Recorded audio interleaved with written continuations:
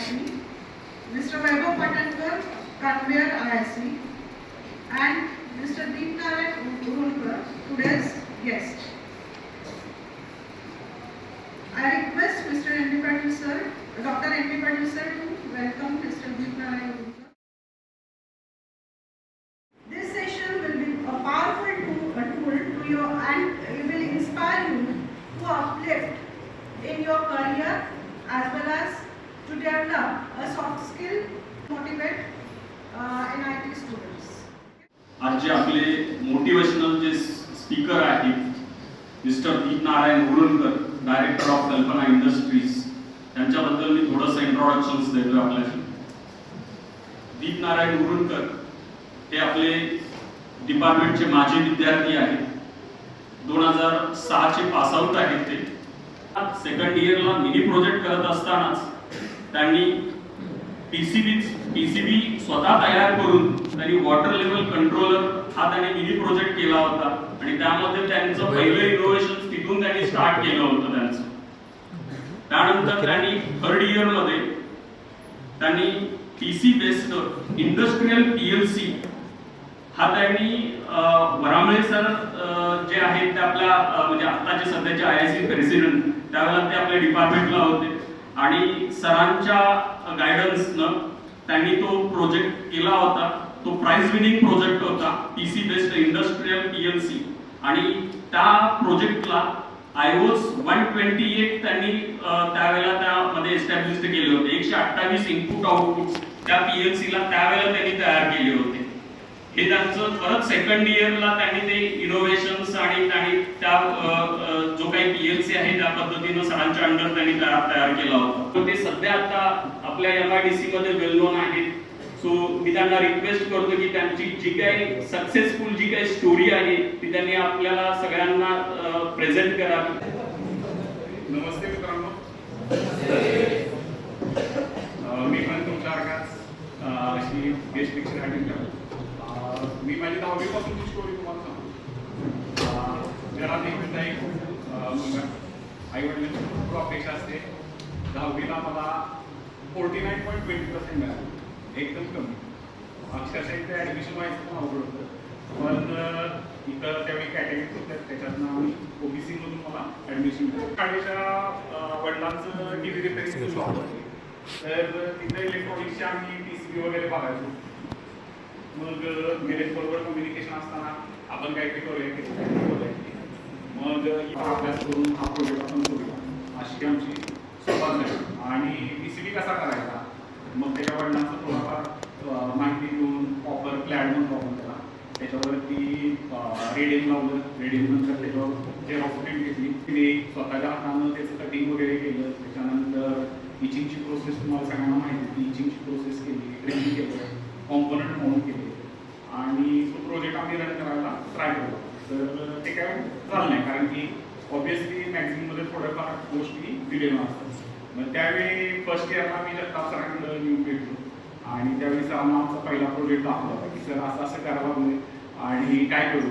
सरांनी त्यावेळी डोक्याला हात लावला. फर्स्ट इयरचा विद्यार्थी सर्किट घेऊन आला आहे, तिथं स्वतः केलेले आणि प्रॉब्लेम्स तो आपल्याकडे येतो. सरांनी पण थोडाफार गायडन्स केला त्यावेळी आणि त्यावेळी आमचं सुरुवात झाली प्रोजेक्टची. मग ती आयडिया काय डोक्यात होते की हे PCB डिझायनिंग कसं करायचं. मग त्याच्यानुसार माझा अभ्यास चालू होता आणि सेकंड इयरमध्ये गेल्यानंतर आपल्याला काहीतरी करायचं. PCB डिझायनिंग आपला अर्धवट राहायचं, म्हणजे जो कोर सब्जेक्ट आहे त्याचं काहीतरी घ्यायचं. थोडंफार नॉलेज घ्यायचो, अपग्रेड करायचो, परत इम्प्लिमेंट करायचो, बघायचो, पुढे जायचो.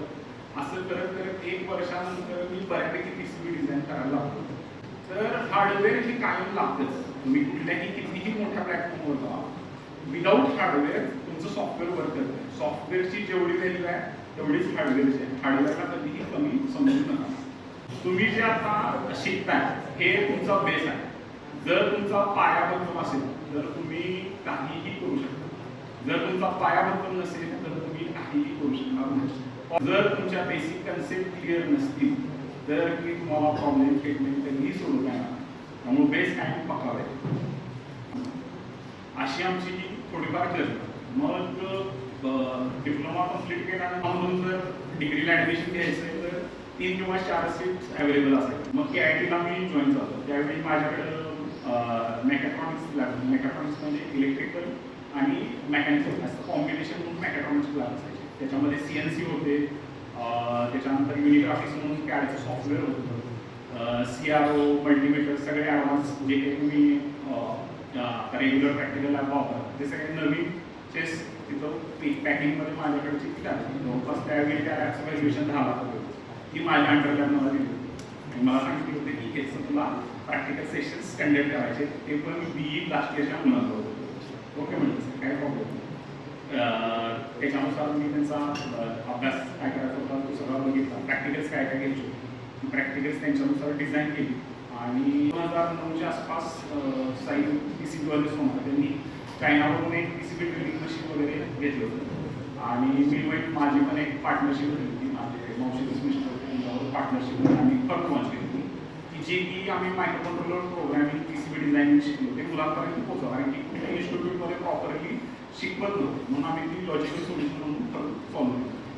तर त्याच्यामध्ये आम्ही क्लासेस घ्यायचो, मुलांना शिकवायचो, पण ॲट द एंड असं लक्षात आलं होतं की 2-3 वर्षामध्ये मुलांचं शिकण्याकडे कमी आणि प्रोजेक्ट कम्प्लिशन कम्प्लीट करायचं आणि तिथून बाहेर पडायचं. त्यावेळी मी डिसिजन घेतले की क्विट करायचं, म्हणजे बंद करायचं आणि नेटवर्किंग फील्डमध्ये जायचं. जवळपास तो प्रवास माझा 1 वर्षभर चालू होता. त्यामध्ये मला एक टीम अशी मिळाली की जी मला मेकॅनिकल डिझाईनमधून सांगू शकेल की अशा पद्धतीने हे होऊ शकतं.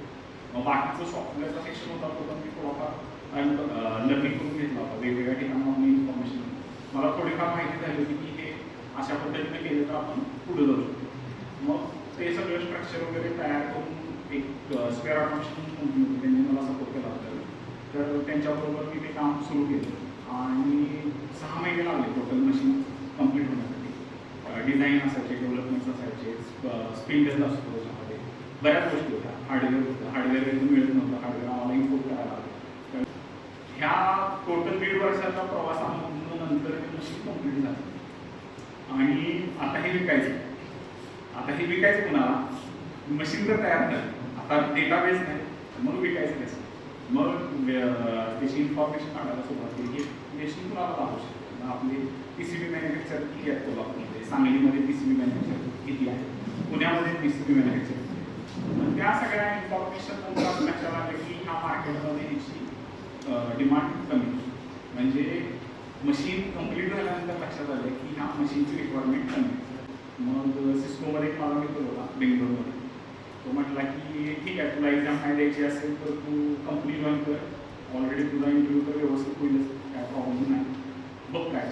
मग मी घरी फोन केला की आई असं असं ऑपॉर्च्युनिटी आहे आणि बेंगलोरमध्ये मला 4-5 लाखाचं पॅकेज मिळेल आणि मी जॉईन करू. आई म्हणली ठीक आहे तो तू जॉईन, काय प्रॉब्लेम नाही. मग मी त्यांना सांगितलं. त्यावेळी मी डिसिजन घेतली की नाही मी कोल्हापूरला परत येणार आणि जे काय असेल ते तुमच्याबरोबरच करणार, मला दुसरं काय करायचं. म्हणजे माझ्याकडची वेळ गेला होता, पैसे नव्हते, बँकेत फक्त 8,000 रुपये होते आणि मी कोल्हापूरला परत आलो होतो आणि मशीन माझ्याकडचे 8,000 रुपये, तिथनं माझं स्टार्टअप सुरू. आता पूर्ण प्लॅन ठीक आहे. आता घरी आवडलं करायचं सगळं, मार्केटिंगच्या स्ट्रॅटेजी सुरुवात केली. आता मशीन तर आहे, विकू शकतोय, कॉन्फिडन्स होता आणि ठीक आहे आता ह्याच्यावरती करू म्हणून आम्ही सुरुवात केली. तर पहिलं मशीन मला विकायला 3.5 वर्ष लागली. म्हणून प्रोडक्ट करून सेल करणे काय प्रकार असतो त्यावेळी लक्षात आलं. पण त्यानंतर कळालं की इलेक्ट्रिकल पॅनल्स काहीतरी आपल्याला काम मिळत होते, ते त्या पद्धतीनं आम्ही करतो. मग त्याचा ते लॉजिक सांगत होते, त्या पद्धतीनं आधी समजून घेतलं त्यांच्याकडून, त्यांना जसं पॅनल इलेक्ट्रिकल पाहिजे होतं तसं बनवून दिलं. मग पहिलं, दुसरं, तिसरं असं करत करत करत आमचा फ्लो वाढत गेला. 6-7 महिने नंतर लक्षात आलं की अरे अशी असं. मग परत सर्चिंग चालू केली. मग त्यावेळी आपली गौरी म्हणून साहेब होते, त्यांच्याकडून इंट्रोडक्शन झालं, त्यांचं पण काम करायला सुरुवात केली. मग तरी पण टर्नओव्हर काय जास्त होईना, 3-4 लाख रुपये टर्नओव्हर वगैरे व्हायला लागला. असं करत अनुकूल इंजिनिअरिंग म्हणून आहे त्यांच्याकडे पोहोचलो. त्यांच्याकडं एक प्रोडक्ट त्यांनी डेव्हलप केलं होतं आणि त्या प्रोडक्टसाठी आमची पॅनल दर महिन्याला 2 अशा क्वांटिटी तयार होतात. ती आमचा बिझनेस थोडासा ग्रो झाला. मीनवाईल हे मशीन तर तयार करून ठेवलेलं, विकायचं चालू होतं. शेवटी हे मशीन इलेक्ट्रिकल मधल्या कुठल्या लोकांनी घेतलंच नाही. मी दिलं तर ते आम्ही मेकॅनिकल डिपार्टमेंटला आणि म्हणजे त्यावेळी जवळपास 3.5 लाखाला मशीन ते सेल केलं. मग ह्या पैशाचं करायचं काय? आणि पॅनलमधनं पण चांगले पैसे मिळवत होते. मग हे करायचं काय? 2011ला लॉन्च झाली CNC रेट्रोफिटची कन्सेप्ट, म्हणजे जुन्या लेथ मशीनला CNC कंट्रोलर लावणे आणि त्या पद्धतीनं तो वर्क करेल अशी कन्सेप्टमध्ये मार्केटमध्ये ट्रेंड आला होता. त्यामध्ये 2 कंपन्या, तुरुदत CNC आणि ग्लोबल. आम्ही दोन्ही मशीनचा स्टडी केला, त्याच्यामध्ये काय ड्रॉबॅक्स होते ते सगळे काढले आणि त्याच्यानुसार 2018ला प्रिपरेशनला सुरुवात केली. ती मशीन आपल्याला बनवायची. मग प्रिपरेशनला सुद्धा 1 वर्ष लागलं. त्यावेळी मात्र ठरवलं होतं की कस्टमर बघूनच मशीन करायचं, नाही तर करायचं. आणि पहिली 2 मशीन बनवायला आम्हाला 2 महिने लागले. पण आम्ही ती फुलप्रूफ व्यवस्थित बनवली. 2019 एप्रिलला आम्ही ती 2 मशीन डिस्पॅच केली आणि व्यवस्थित त्यांना सर्व्हिस वगैरे द्यायला सुरुवात केली.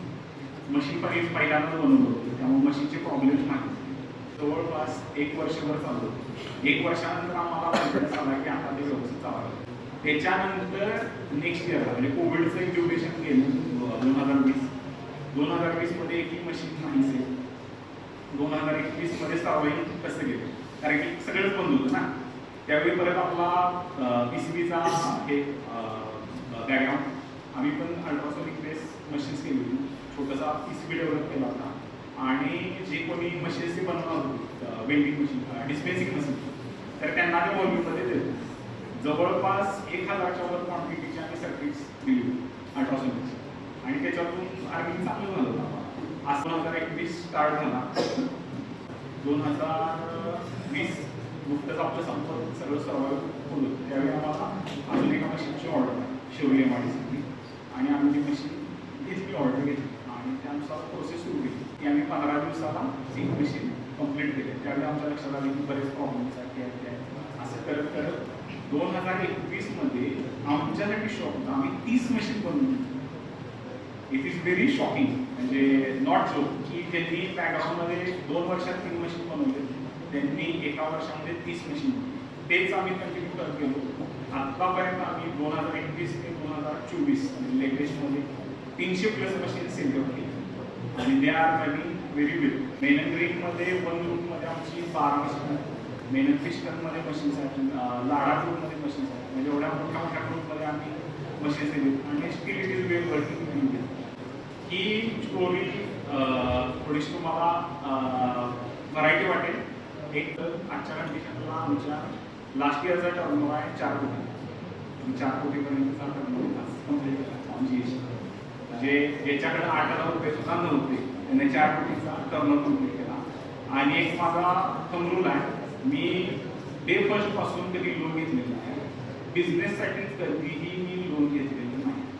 हे मी कॉन्स्टंटली ठेवलेलं आहे. म्हणजे 4 कोटीच्या टर्नओव्हरमध्ये आमचं रोलिंग अमाऊंट आम्ही म्हणतो म्हणजे भांडवल 2 कोटीचं आमचं भांडवल आहे.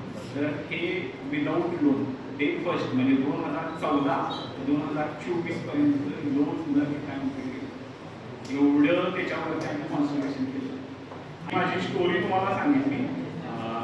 सर्वाइव्ह म्हणजे रिअल कंडिशनमध्ये हा 10 वर्षाचा स्पॅन होता. थोडक्यात सांगितलं कसं काय. त्यातून तुम्ही सुद्धा तुमचे बेसिक्स कधी विसरू नका. ग्रोईंग स्टेजमध्ये आहात, व्यवस्थित अभ्यास करा, चिकाटी ठेवा, संयम ठेवा, तर तुम्ही ह्याच्यामध्ये व्यवस्थित सर्वाइव्ह करू शकता. इंडियासाठी तुम्हाला काय करता आलं तर तुम्ही 100% करा. आम्ही वेगळी त्याच्या अंडर मशीन्स सेल करतो, कारण की सगळी इथं बनवून लोकरी बनवली आणि कंटिन्यू कस्टमरला देवाला मागतो, त्याला कधीही त्रास होऊ नये याची आम्ही काळजी वाटतो आणि त्या पद्धतीनं त्याला ट्रीट करतो. त्यामुळे आम्ही आजच्या वेळेला व्हेरी हॅपी आहोत. आमचे सगळे एम्प्लॉई सुद्धा हॅपी आहेत आणि कस्टमर सुद्धा हॅपी. एवढं सांगून मी माझं सांगतो. आजच्या या सेशनमध्ये दीप नारायण मुरंकर सरांनी त्यांची जी सक्सेसफुल एंटरप्रेन्युअर आणि इनोव्हेटरची स्टोरी तुमच्यासोबत शेअर केली, ती तुमच्यासाठी नक्कीच प्रेरणादायी ठरेल अशी मी आशा करते. सेशन इथं येऊन कंडक्ट केला त्याबद्दल मी त्यांचे आपल्या कॉलेजच्या वतीने हार्दिक आभार मानते. हा सेशन अतिशय सक्सेसफुलपणे पार पाडल्याबद्दल मी आपल्या इलेक्ट्रॉनिक्स कॉम्प्युटर विभागाचे आणि